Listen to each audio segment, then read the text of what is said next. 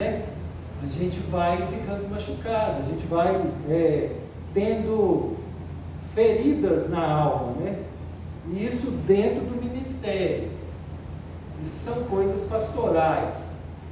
E eu lutei contra esta ferida, né? Ou eu fiquei com ela machucada mais ou menos 3 anos. Eu só consegui a cura dessa ferida quando eu cheguei aqui na igreja. Amém. Amém. Então foi assim, algo que Deus com quem tirou com a mão. Amém. Principalmente pelo fato de ser aceito pelo pastor Charles e os irmãos, e de sentir um amor especial que essa congregação tem. Isso é de suma importância. E eu glorifico muito a Deus por isso. E é nessa situação que eu quero convidar os irmãos também a estarem tomando algumas questões como propósito de vida. Eu percebi quando cheguei aqui que a igreja é uma igreja de ciclos familiares, não é assim? Por exemplo, meu sogro está aqui, convidou o genro, e isso é muito bom, faço testemunho, né? A irmã carnal da irmã, não é assim? E vários outros irmãos que têm aqui alguns círculos familiares. Isso é muito bom, porque a gente percebe que o testemunho também tem sido eficaz dentro da família. Porque se não fosse assim, não estaríamos aqui todos juntos. Mas eu quero convidar você a expandir isso. Como que isso acontece? Escolha um amigo. Né? Primeiramente, antes de escolher um amigo, fazer o seguinte: fortaleça esses círculos familiares, para que haja motivação uns com os outros para estarem dentro da igreja congregando. E segundo, convide um amigo. Não precisa de pregar assim, como um evangelista, mas comece orando por ele e convidando ele para vir ao culto, porque Deus vai agir. Há uma questão espiritual dentro da igreja que é muito fácil de se conquistar as pessoas para Cristo, uma vez que há esse amor que cura, esse amor que sara, esse cuidado pastoral que o pastor Charles tem para conosco e que precisa ser ampliado a outras pessoas que estão necessitando. Amém? Amém. Então eu queria deixar aqui isso ressaltado. E eu não poderia deixar também de tocar no assunto que é a escola bíblica dominical, né, que está acontecendo aqui todos os domingos, de 9h30 às 10h30. E você é convidado, graças a Deus pelos irmãos que estão presentes, aqueles irmãos que estão faltosos, nós estamos sentindo falta deles, e que vocês possam aproveitar. Saiam da questão da média, né? Não seja um cristão somente na média. A média dos cristãos hoje conforme eu aprendi no romanismo, domingo à noite olha lá. Então ultrapassa isso aí, porque é necessário nós estarmos apreendendo da parte do Senhor muitos conceitos e questões que Deus tem para nós. A Bíblia, ela é um conhecimento inesgotável, precisa ser estudado. Eu sei que você trabalha, acorda todo dia cedo, mas tira um tempinho, você pode fazer até 8 horas, 8h30, dá tempo de vir. Faz um jejum que você não vai gastar tempo para fazer café. João capítulo 7. João capítulo 7.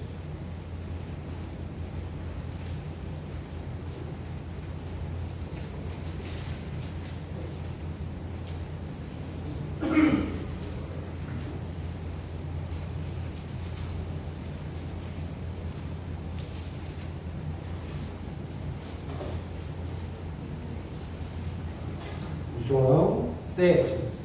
Vamos todos ficar de pé? Vou ver esse palavra segundo que eu te lembro.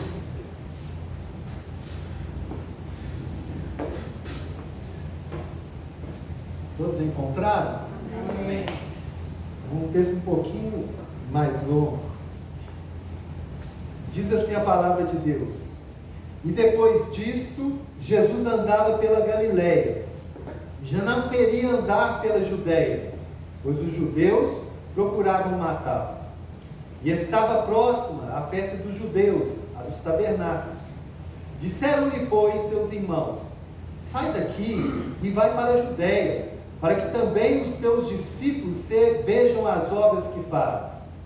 Porque não há ninguém que procure ser conhecido, que faça coisa alguma em oculto. Se fazem estas coisas, manifesta-as ao mundo, porque nem mesmo seus irmãos criam nele. Disse-lhes Jesus: ainda não é chegado o meu tempo, mas o vosso tempo sempre está pronto. O mundo não vos pode aborrecer, mas ele me aborrece a mim, porque dele testifico que as suas obras são más. Subi vós a esta festa. Eu não subo ainda a esta festa, porque ainda o meu tempo não está cumprido. E havendo-lhe dito isso, ficou na Galiléia. Mas quando seus irmãos já tinham subido à festa, então subiu ele também, não manifestante, mas como em oculto. Ora, os judeus procuravam-no na festa e diziam: onde está ele? E havia grande murmuração entre a multidão a respeito dele. Diziam alguns: ele é bom. E outros diziam: não, antes engana o povo. Todavia, ninguém falava dele abertamente, por medo dos judeus. Mas no meio da festa subiu Jesus ao templo e ensinava. E os judeus maravilhavam-se, dizendo: como sabe este estas letras, não as tendo apreendido? Jesus lhe respondeu: disse, a minha doutrina não é minha, mas daquele que me enviou. Se alguém quiser fazer a vontade dele, pela mesma doutrina conhecerá, e se ela é de Deus, ou se eu falo de mim mesmo. Quem fala de si mesmo, busca a sua própria glória, mas o que busca a glória daquele que o enviou, este é verdadeiro, e não há nele injustiça. Não vos deu Moisés a lei? E nenhum de vós observa a lei. Por que procurais matar-me? A multidão respondeu e disse: tens demônio? Quem procura matar-te? Respondeu Jesus e disse-lhes: fiz uma só obra, e todos vós maravilhais, pelo motivo que Moisés vos deu a circuncisão, não que fosse de Moisés, mas dos pais. No sábado circuncidais o homem. Se o homem recebe a circuncisão no sábado, para que a lei de Moisés não seja quebrada, indignai-vos vós contra mim, porque no sábado curei de todo um homem. Não julgueis segundo a aparência, mas julgai segundo a reta justiça. Então, alguns dos de Jerusalém diziam: não é este o que procuram matar? E ele aí está falando abertamente, e nada lhe dizem. Porventura sabem verdadeiramente os príncipes que este é o Cristo? Todavia, bem sabemos de onde este é, mas quando vier o Cristo, ninguém saberá de onde ele é. Clamava, pois, Jesus no templo, ensinando e dizendo: vós conheceis-me, e sabeis de onde eu sou, e eu não vim de mim mesmo, mas aquele que me enviou é verdadeiro, o qual vós não conheceis. Mas eu conheço, porque dele sou, e ele me enviou. Procuravam, pois, prendê-lo, mas ninguém lançou mão dele, porque ainda não era chegada a sua hora. Amém? Os irmãos podem se sentar, por favor.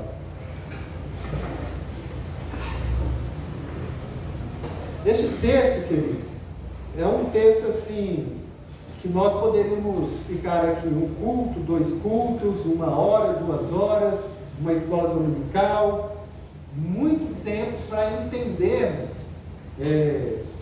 algumas das questões que ele ressalta. Agora, também é um texto que não nos deixa fazer uma pequena perícope, ou seja, retirar um pequeno texto, sem compreendermos todo o contexto. Eu até quero convocar os irmãos para estarem entendendo este texto, a lerem nos seus lares o capítulo anterior, que é o capítulo 6 de João. É interessante aqui, primeira questão que eu queria estar deixando salientada, é a respeito da posição de Jesus e da luta, pressão externa e da pressão interna, que ele estava sofrendo naquele momento do começo do seu ministério.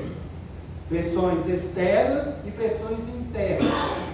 É claro também que nós precisamos compreender o que é a festa do tabernáculo para diagnosticarmos aqui o que Jesus queria falar às pessoas daquela época.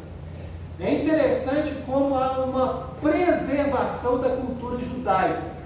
Deus preservou através dos séculos até chegar a nós a cultura judaica. Não para que nós nos tornássemos judeus, e nem muito menos judaizantes, que são gentios que seguem as questões dos judeus.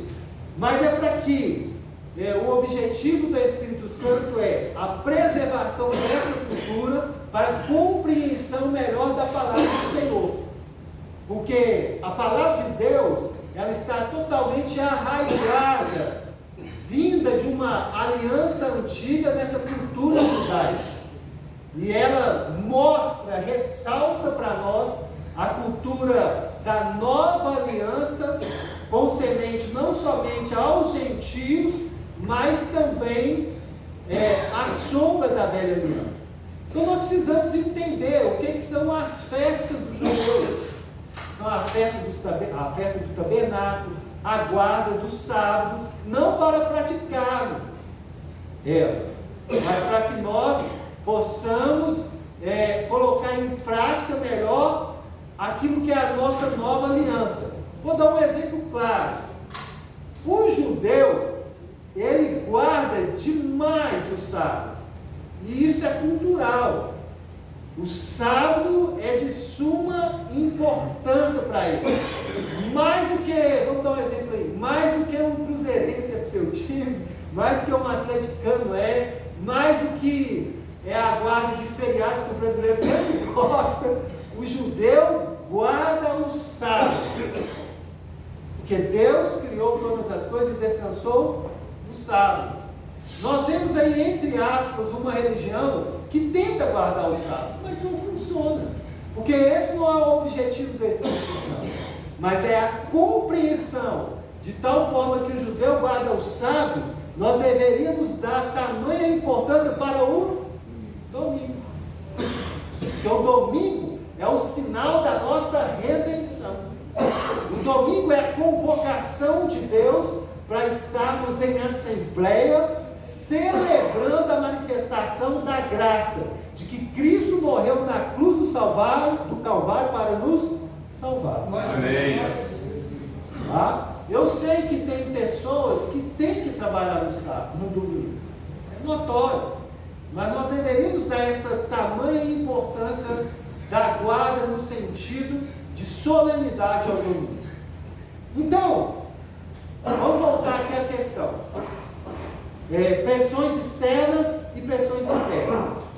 Você já pensou o que é você ter um grupo de pessoas que estão tentando te matar? Já refletiu sobre isso? Porque não era só uma pessoa. Eram judeus que tentavam matar Jesus Cristo. Por que eles estavam fazendo isso? Aí a gente vai perceber no contexto de João capítulo 6. Jesus, ele se declara o pão vivo que desceu do céu. Ele se declara o Filho de Deus. E para os judeus, isso era inaceitável.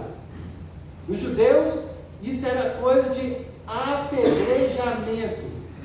Então Jesus, no começo do seu ministério, ele sofre essa pressão externa para que as pessoas tentavam matá-lo. Mas Jesus era muito corajoso, amém? Amém. E você é convocado a ser corajoso. É por isso que é dito para Josué: seja forte e corajoso. Não tema. Você está lá no seu serviço sofrendo pressão externa? Seja forte e corajoso. O sistema tem tentado te pressionar? O sistema, através da alta dos alimentos, através da obrigatoriedade, que agora você tem que ser obrigado a pagar todo o imposto, porque o governo precisa distribuir mais dinheiro para os outros. Precisa, né, dar mais dinheiro para o povo. Então ele tem que tirar das costas de alguém. E aí eu vou falar aqui algo para você, dizendo que eu não sou de direita, eu não sou de esquerda, eu sou do reino dos céus. O meu partido é o partido do reino, amém? Mas não precisamos avaliar as coisas. O rico está numa situação, hoje em dia, que ele tem lá as suas preocupações com a sua riqueza, mas ele vive uma vida tranquila. O miserável, vamos colocar assim, que é abaixo do índice de pobreza, em qualquer lugar que você for hoje, o governo dá dinheiro para aquele que mora na rua, a alimentação ele pode buscar lá no restaurante popular, onde o Marcelo deu endereço. De vez em quando eu vou almoçar lá, isso tem nada a ver, viu, irmãos? Tá? Hoje vai dar dinheiro para o pessoal que não está querendo estudar no segundo grau. Que é isso? É dinheiro distribuído para tudo quanto é lado, para se fazer a fama. Então, há uma assessoria para que essas pessoas elas não trabalhem. E a Bíblia é clara: quem não trabalha, que também não come. Não é criado sistemas para que o homem possa sair da miséria e ir para o índice do trabalho. Porque quem criou o trabalho é Deus. Deus colocou o homem no jardim do Éden e falou assim: ó, cuida dele. Quem quer matar quem inventou o trabalho, ele está perdido, viu? Cuide do jardim. É o primeiro trabalho que Deus deu ao homem. E o trabalho dignifica o homem. E o nosso sistema tem que ser ao contrário. Então tem uma classe que é a classe que vai sofrer mais. É você. É a classe trabalhadora. É a classe que cada vez paga mais impostos. Que sofre com a questão da pressão financeira. Porque você agora trabalha não só para estar sustentando a riqueza do rico, mas como também, entenda, não estou falando que pobreza é defeito, pobreza é normal, mas miséria não é para o homem, e Deus não quer que ninguém seja miserável. E ainda levante aquele que é o miserável, não miserável de condições não, é o miserável que não quer trabalhar. Se você pegar uma pessoa aqui hoje para ganhar um salário mínimo, ela vai virar para você: não, eu não vou trabalhar, porque eu ganho R$600 do governo, tem mais 2 filhos, dá 100, 150, R$200. Eu faço um bico uma vez por semana e me dão um salário. Por que eu vou trabalhar todo dia, 8 horas por dia, para ganhar um salário? Está entendendo? Então, cada vez mais as pressões externas elas vão aumentar sobre nós. E Jesus sabia o que era pressão externa. Cada vez mais nós entendemos o que é a pressão interna. Que a pressão interna ela começa dentro da nossa família. E se às vezes você não vive num convívio de pessoas que são convertidos, você vai ter pressão interna. E isso é normal. Mas futuramente você vai colher frutos. Isso aconteceu na vida de Jesus, isso aconteceu na minha vida, e isso vai continuar acontecendo. Aí nós compreendemos através deste texto que o quê? Jesus tinha outros irmãos e irmãs. E que Maria, nossa irmã, louvado seja o Senhor, está nos céus. Amém. É aquela que está lá, que um dia foi virgem e deixou de ser virgem, porque ela teve outros filhos. Jesus tinha Tiago, Simão, José e Judas como irmãos.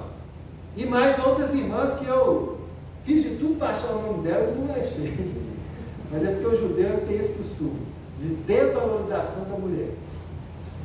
Tiago foi aquele que escreveu a carta. Não é o mesmo discípulo Tiago que Jesus convocou. Tá? Mas foi o líder da igreja de Jerusalém.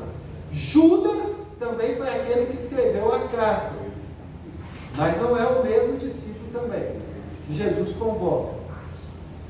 E nós vemos José e Simão, que são outros, que quase não há referência a respeito deles, mas que mais tarde entenderam que o seu irmão era o Cristo.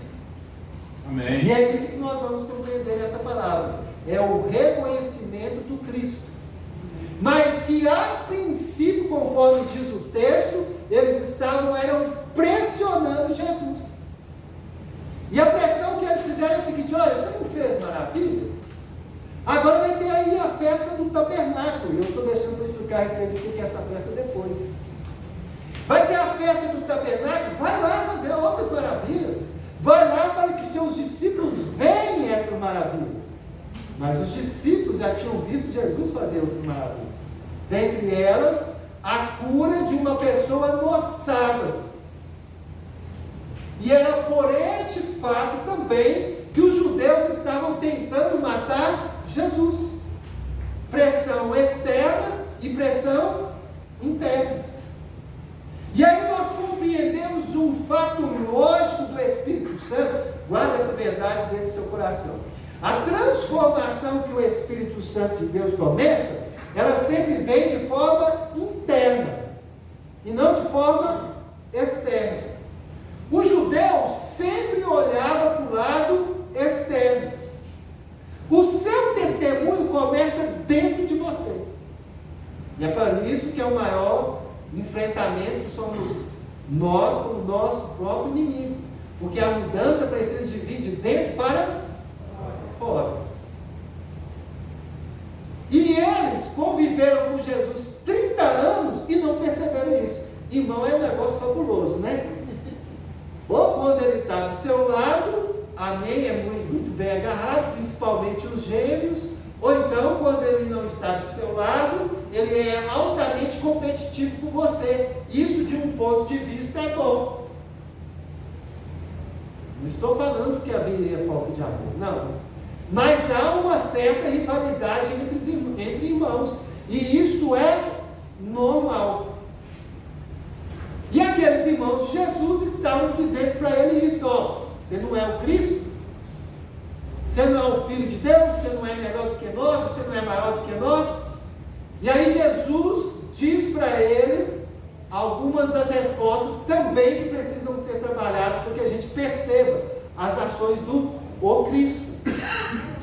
Jesus olha para eles e fala: olha, eu não vou subir a esta festa. Eu não vou subir a esta festa, primeiramente, porque o mundo não entende quem eu sou. E quando eu estiver nessa festa, eu vou estar automaticamente denunciando as suas obras.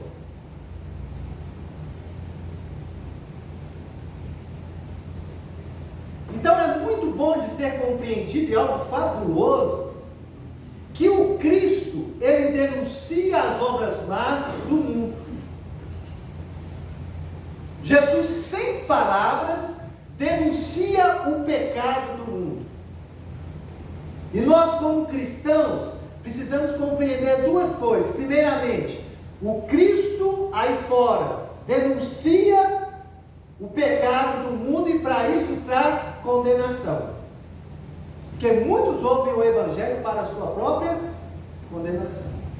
Mas quanto a nós temos que nos alegrar com isso. Amém. E o crente às vezes não entende que quando o Cristo está dentro de nós, através do Espírito Santo, ele também faz uma denúncia dos nossos pecados. Quantas vezes o Espírito Santo de Deus falou com você: isso aí está errado? É uma denúncia. Quantas vezes o Espírito Santo de Deus fala conosco: ó, isso aqui você deveria estar fazendo e não faz? Também é uma denúncia. Pecados de comissão e pecados de omissão. Só que a denúncia que o Espírito Santo de Deus faz para conosco é para absolvição, é para arrependimento, é para remissão dos pecados, é para não sermos julgados com o mundo, é para recebermos de Jesus a manifestação da sua graça, é para recebermos a sua bênção, é para estarmos juntos nos céus com Ele. irmãos de Jesus não compreendiam. E é isso que muitos cristãos ainda não entendem. É muito bom e deveríamos valorizar mais a ação do Espírito Santo, Deus habitando dentro de nós. E já que Ele é sensível, nos tornarmos sensíveis para ouvirmos essas denúncias. Porque no Velho Testamento precisava ter a denúncia pública. Mas hoje nós temos alguém que nos denuncia para a glorificação do nome do Senhor. Amém. Amém? Aí eu queria saber, quantos de nós aqui temos recebido essa denúncia do Espírito Santo? Faça assim com sua mão. Amém. Isso é sinal que o Espírito Santo de Deus está dentro de nós. Amém. E aí Jesus, ele vai a esta festa depois. Mas não como um participante. Aí tem toda uma contextualização para que a gente compreenda o que é a festa do tabernáculo. A festa do tabernáculo, também chamada de a festa das cabanas, ela é comemorada pelos judeus para alguns fatores, dentre elas o principal, relembrar o que Deus fez lá na libertação, no caminho para a terra prometida no deserto. A festa dos tabernáculos também era chamada de festa das cabanas, ou dos judeus, entre das 3 festas, que tem mais outras 2, tida como a festa dos peregrinos. Então as pessoas deixavam as suas casas, construíam cabanas e por 7 a 8 dias ficavam dentro delas, para relembrarem que os seus antepassados viveram em tendas. E aí, o texto diz que Jesus não foi como um participante. O que o texto quer nos salientar? Que Jesus não foi como aqueles que iriam participar da festa nesse sentido, mas ele foi depois. Os seus irmãos foram sim para aquele lugar. Tinha um ritual que foi mudado nessa festa do tabernáculo, ou festa das cabanas. Os sacerdotes pegavam algum jarro, parece que até algum jarro de ouro, e iam no tanque de Siloé, enchiam esse vaso, e até o tabernáculo e derramavam essa água no tabernáculo, lá no altar do tabernáculo, para demonstrar que Deus, na época da colheita, derramaria chuvas e a colheita seria boa. Houve uma outra mudança que, com o tempo lá de Moisés, também chegou lá. O sacerdote saía com uma tocha para significar que no deserto também havia uma coluna de fogo que ia à noite protegendo o povo de Israel. Há todo um contexto em volta disso para que aquelas pessoas lembrassem a manifestação do poder de Deus. Dentre elas, eu queria citar 3 pontos que são importantes para a gente compreender o que é uma festa do judeu.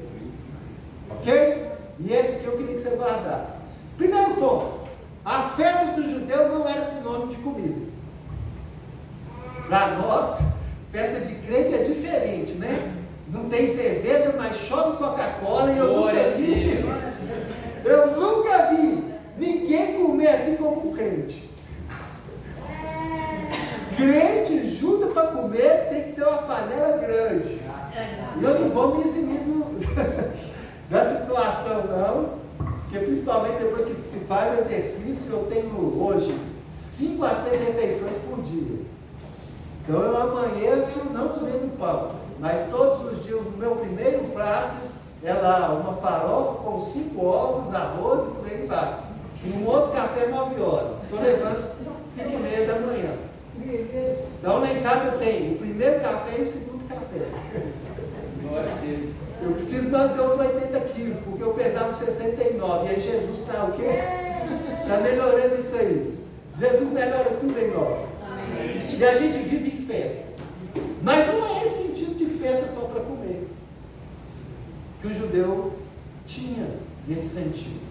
Segundo ponto, entre tantos pontos, eu estou citando só 3. A convocação de uma festa era feita pelo próprio Deus para que o seu nome fosse honrado. Amém. Como cristãos, nós precisamos compreender isso.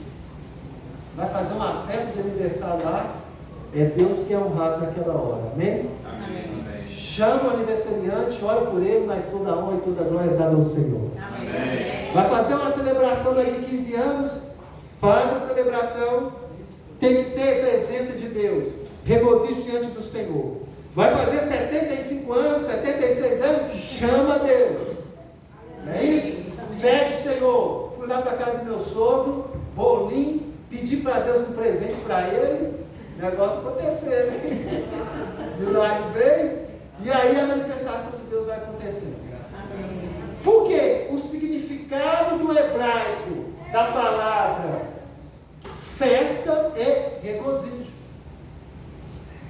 E aqui na festa do tabernáculo, no primeiro dia e no 8º dia, havia uma convocação solene que eles vinham tocando a trombeta e havia um dia de regozijo, adoração e glorificação do nome do Senhor.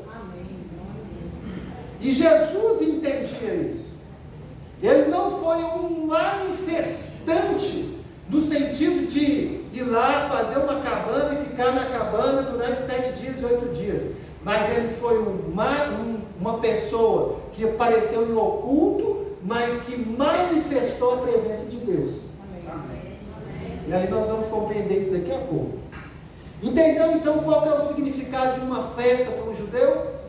Amém. E quanto mais ainda o significado da guarda do sábado, isso aí nós vamos deixar para uma outra pregação. E se um judeu guarda fervorosamente um sábado, nós somos convocados também a estarem prestando honra e glória ao Senhor, fazendo festa no domingo. Amém. Amém? Amém. Graças a Deus. Eu, quando era criança, domingo para mim era sinônimo de frango. Frango, maionese, não é isso? Não tinha negócio de batata palha, eu não conhecia isso. Né? E macarrão. Não faltava essas coisas. Carne vermelha eu comia durante a semana. Pena que a coisa mudou. Agora é frango durante a semana inteira, carne vermelha no domingo. Oh, época boa. Mas aí, queridos, nós vamos entender que Jesus vai para essa festa. Mas havia um local para qual Jesus vai. Jesus vai para a sinagoga para fazer ensinamentos. E a palavra de Deus diz que os judeus, judeus abençoados, os judeus se maravilhavam com os ensinamentos de Jesus. Então o povo é desse jeito, e o religioso também. Presta atenção, pressão externa. Eles vão, o povo um dia vai te elogiar e no outro dia vai querer te matar. Um dia você é tudo para eles, e no outro dia você não é nada de anjo. E principalmente pressão externa é para tentar matar sua vida espiritual. A pressão interna, geralmente, ela vem de dentro para fora, para tentar minar a sua identidade. E é isso que os irmãos de Jesus tentaram fazer. Eles tentaram minar a identidade do Cristo, mas ele sabia quem ele era. Amém. Ele era o Filho de Deus vivo. Amém. Ele era o Emanuel, Deus conosco. Ele era o Deus que cura. E ele ia se fazer para aquele povo o Deus que salva. Amém. E eles não tinham entendido isso. Aos 16 anos de idade, fica até um pouco complicado de estar dando esse testemunho por causa da gravação. A gravação é boa a certo momento e a certo momento não é. Aos 16 anos de idade eu tive que sair de casa. Eu lembro de um certo ato, porque a minha família é de tradição católica romana. Então eu fui coroinha, né, tomei vinho do padre, dei catecismo, vivia na casa dos padres e até recebi algumas manifestações não proféticas que eu seria um padre, graças a Deus. Oh, glória a Deus. Não ia ser não. Eu tenho um tio que ele é bispo. Ele é bispo hoje na Bahia, para você ter uma ideia. E nós fomos criados no romanismo. E a minha mãe era uma pessoa que era uma crente desviada que se casou com um católico. Um católico fervorosamente praticante. E eu vou te falar, um católico que me ensinou, dentre os costumes do romanismo, né, me ensinou o que é ser hoje um verdadeiro cristão que serve a Deus com todo o seu propósito. Cultura, ela pode ser mudada e precisa ser transformada e canalizada para aquilo que é bom. E dentre questões do catolicismo, meu pai nunca foi um homem que falou um palavrão dentro de casa. Nunca deixou faltar as coisas de casa e me ensinou o que é ser homem e manter o meu lar. Coisa que hoje eu tento passar para o meu filho e que no meio da sociedade tem sido cortado, não é assim? Tem colocado as irmãs aí com direitos iguais, dentre elas repartir a conta e trabalhar igual um homem. Cai nessa não, irmã, você é cilada. Você pode trabalhar para ajudar, mas nunca assuma o lugar do seu marido, vai dar errado. Ouça o que eu estou te falando. Então, dentre essas coisas, foi muito difícil para o meu pai ter a perda de um dos seus filhos indo para o Evangelho. E nós fomos criados um sistema de abenço para o pai. E eu me lembro de que quando eu me converti, o meu pai passou, isso aí vai precisar cortar, porque hoje é diferente.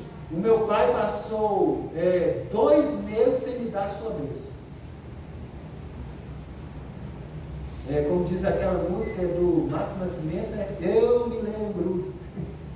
Eu me lembro de quando eu vim para Belo Horizonte com dificuldade de ser aceito, a questão de eu estar servindo a Deus. Eu vim morar sozinho aos 16 anos, Dona Eponina e Sr. Leonardo, lembro desse fato. Eu morava sozinho e às vezes trabalhava no irmão. E teve uma vez que eu trabalhei no irmão, batendo laje, ajudando nessa questão. E todos os carros da minha mão se arrebentaram. Isso ficou indignado, meu pai ficou indignado com isso. E em certo fato também, né, adolescente tem as suas revoltas, né, é normal. Só que a minha revolta ela foi canalizada para Cristo. Eu saí de casa com os 16 anos e nunca mais resolvi voltar. E eu cheguei para o meu pai um dia que ele queria que eu morasse, eu estava morando sozinho e pedi para ele: pai, eu não tenho nada para comer em casa. Eu entendi que era uma certa pressão dele. Ele falou assim: eu não vou te dar nada. E aí eu tive que dar meus pulos. 16 anos, imagina só.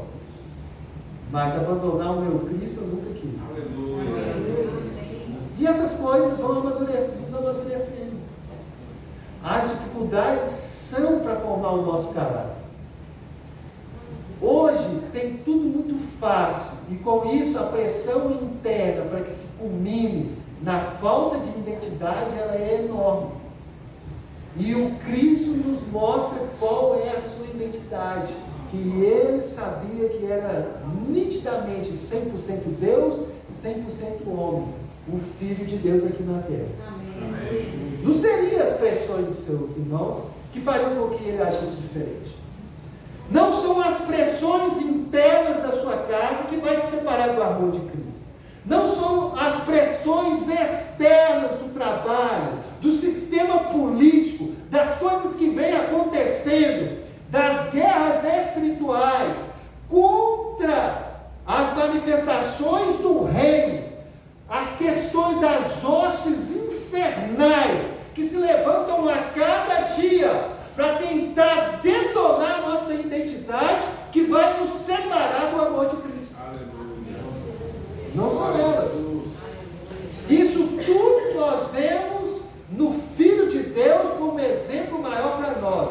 Jesus 100% Deus e 100% homem. Amém. Glória a Deus. E aí Jesus vai para esta festa, ele começa a dar os ensinamentos do Pai e começa, através somente da sua presença, a denunciar o pecado do mundo. Aí eu quero ressaltar, a nossa presença denuncia o pecado do mundo? É isso que o Espírito Santo de Deus está dentro de você, prontinho para fazer. Amém. Não precisa nem apertar nenhum botão. Quando você chega no ambiente, há a manifestação da presença de Deus. Aleluia.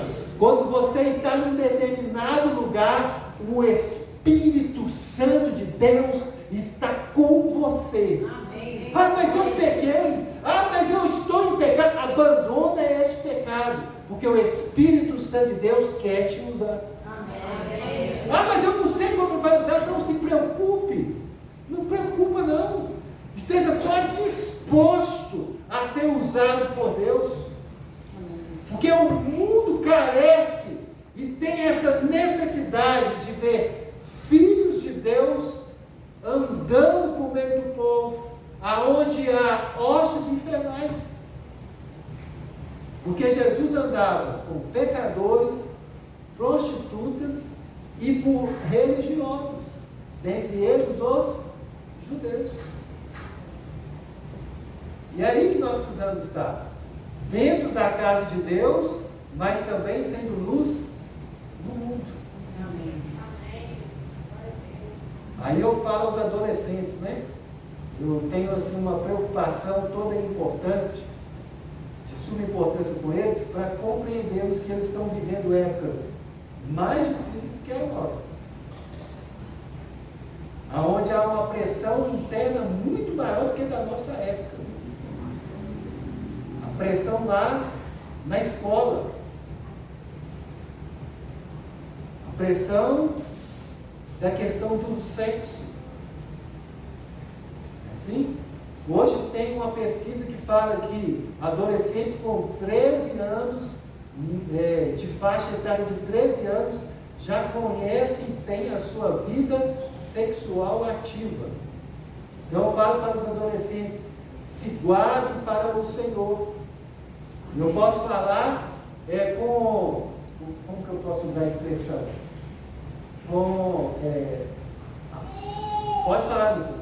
Autoridade. Com autoridade, porque não é vergonha nenhuma. Eu sou homem, mas me casei virgem. Glória a Jesus. Não tem alguns anos? Tem. Eu estou com 25 anos de casado. Pode ser até um retrocesso, né? Mas na minha época já não havia muito isso. Se guarde para o seu esposo, você moça. Rapaz, se guarde para a sua esposa. Porque dentre tantas coisas no ciclo espiritual, depois vem a colheita dentro do casamento. E aí vocês vão poder entender isso. Pais, guardem os seus filhos e as suas filhas. Tem horário para chegar dentro de casa. Já que nós estamos falando de festa, né? Meu pai usava uma expressão que dizia assim, prende as suas cabritas, porque os meus cabritos estão soltos. Prende as suas cabras, porque os meus cabritos estão soltos. Não é assim? Para os irmãos eu digo, segura as suas ovelhas e prende os seus cabritos. Fale para eles a respeito da questão sexual, porque se você não falar, a internet fala, a escola fala, o coleguinha fala, e fala tudo de forma errada e escancarada. Pastor, eu tenho tanta vergonha de falar, meu filho. Fala o que é certo, ensina. Você, pai, como na cultura judaica, quem fazia o ensinamento para o filho era o pai. Não fica esperando a mulher tomar seu lugar, não. A mulher sempre fala mais, né? Mas ensina o seu filho o que é ser homem e ensina ele que tem que esperar. Amém, homens? Amém. Amém, adolescentes? Amém. Ó, ouvi um amém.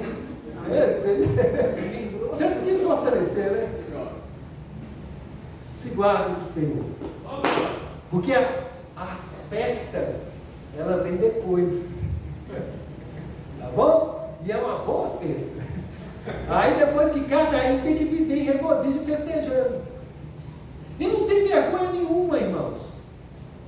Porque sem vergonha eram aquelas pessoas que prestavam culto aos seus deuses através de relações sexuais. Isso era uma ser vergonhoso. E dizer que um casal diante de Deus precisa ter uma vida de santidade, um leito sem mácula, em que Deus esteja presente também, é normal. Eu posso falar uma coisa que você pode até escandalizar, mas eu já tive vezes, dentre elas uma principal, de quando está coabitando com a minha esposa, de sentir a presença nítida de Deus. Pastor, mas Deus estava ali naquela hora. Aleluia. Ué, você acha que na hora que você está coabitando com sua esposa, Deus faz assim? Agora passou e acabou. Todas as coisas são para a glorificação do nome do Senhor. Amém. Amém. Louvado ao Senhor. Então, irmã, se a coisa está difícil, conversa com o varão, porque isso também precisa para ser para a glória de Deus. E o que Paulo diz aos Coríntios? Fala assim, ó, não deixeis de coabitar com sua esposa durante muito tempo, para que o diabo não venha vos tentar. É ao contrário. E o negócio é o seguinte, é que eu digo, aos não casados, não faça, e aos casados, faça. Está pouco? Faça. Está difícil? Pede a presença de Deus, fala assim, o que eu tenho que fazer aqui para essa mulher, para a gente... E o problema não está só aí não, porque o que tem de propaganda hoje, para o homem que não está funcionando, é brincadeira. É forte herete, é não sei o que, é sigiloso, porque o homem não está funcionando. Porque o homem está perdendo o lugar dele para a mulher. Porque a posição de homem, não estou falando de machismo nem de feminismo, eu estou falando de questões, e a gente não pode prolongar muito, né? Para não sair tanto do assunto. Estou falando de questões que o homem precisa de se posicionar como homem para entender a sua masculinidade. E a coisa está, irmãos, feia. Está tão feia que a Bíblia diagnosticou isso e falou assim, ó, nos finais do tempo, 7 mulheres lançarão mão de quem? De um homem. De um homem. Vai faltar homem no mercado, irmão, então guarda o seu. Cuida dele direitinho. Enche a barriga dele direitinho. Tá? Porque cachorro com a barriga vazia é que fuça a lata do lixo do outro. Não é isso? Ele é vira-lata, mas ele busca a lata do lixo do outro. Vou até usar aqui uma oratória para busca pornografia, busca, porque o tempo está aumentando, né? Tem sexo virtual, tem tudo aí que não presta, e aumentando cada vez mais. Então, marido, saber usar com o quê? Com sabedoria, como você deve agir com sua mulher. E a mulher, tratar os vossos maridos como Sara tratou Abraão, como Senhor. É difícil isso, não é fácil não. Mas voltando lá, não vai dar tempo, graças a Deus, a gente vê se a gente termina aqui, entrelaçando aqui essas questões. Voltando aqui, Jesus vai àquela festa, e tem outras coisas que poderiam ser ditas, que acontecem naquela festa.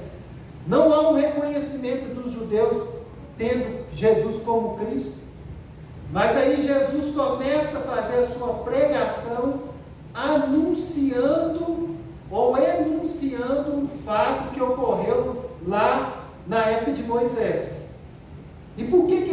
ressalta esta questão. Ele faz isso para relembrar aquele povo também que estava tendo uma festa que relembrava a questão de Moisés. Então Jesus usa o contexto do judeu para tentar fazer com que ele compreendesse quem é Deus.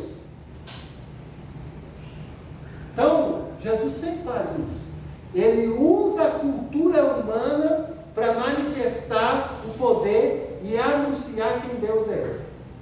Eu não vou entrar no mérito aqui da questão de como que ele faz isso, porque não vai ter tempo.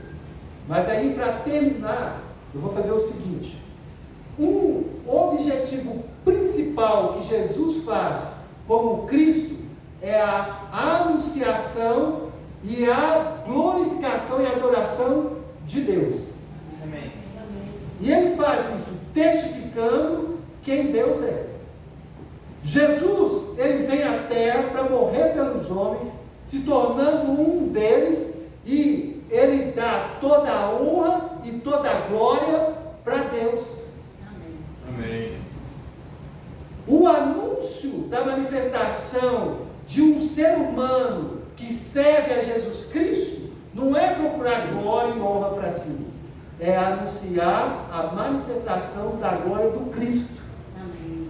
É por isso que quando nós estamos aqui adorando a Deus em uma palavra, num cântico, aonde o Cristo é exaltado, há uma renovação, uma transformação de ânimo dentro da gente. A igreja se alegra com isso.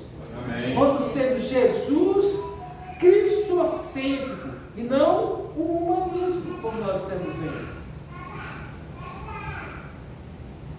E seguindo o exemplo de Cristo, eu quero convocar aos irmãos a todos os dias das nossas vidas, conforme mesmo o irmão disse, se tirarmos Cristo, nada sobra.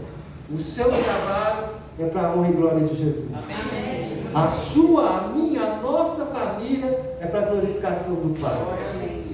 Se você não está tendo força a vir às celebrações da igreja, eu vou para glorificar o Cristo. Deus vai te dar uma mão.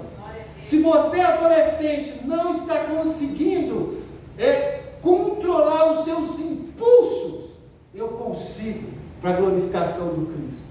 Se a pressão externa está sendo tão grande lá na sua escola, para que você faça algo que não agrade a Jesus, ou agrade o mundo, eu consigo para glorificar o Cristo. Amém. Amém. Quer comais, quer bebais, quer façais qualquer coisa, fazei tudo para a honra e glória do Senhor Jesus. Amém. O reconhecimento do nosso Cristo. Amém. Feche seus olhos. Paizinho amado, Deus de poder e de graça, nós te exaltamos e entendemos, ó Deus, que tudo aquilo que nós falamos, dentro das áreas práticas da nossa vida, é para glorificar o seu nome.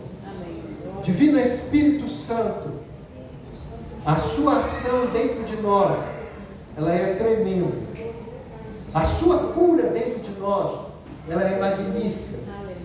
O seu amor, ele se expande em nossas vidas para ser transbordante por onde passarmos.